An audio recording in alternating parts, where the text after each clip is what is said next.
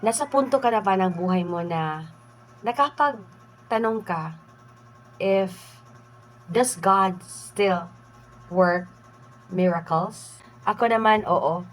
Kaya sana panoorin mo to hanggang sa dulo at paki-like, comment, and share na din para naman maging kaibigan tayo at sabay-sabay tayong mabless sa Word of God. Sa Malachi chapter 3, verse 6, God made a very definitive answer that He does not change. Ang ibig sabihin, if gumawa siya ng milagro noon, syempre naman hanggang ngayon, makakagawa pa rin siya ng milagro at magmimilagro pa rin siya sa buhay mo at sa buhay ko, sa buhay natin.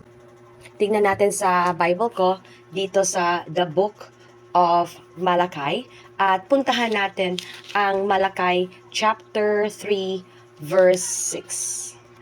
So nandito ang chapter 3, hanapin natin ang verse 6. Ang dami ko kasing ayan.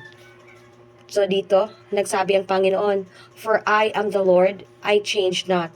Therefore, ye sons of Jacob are not consumed."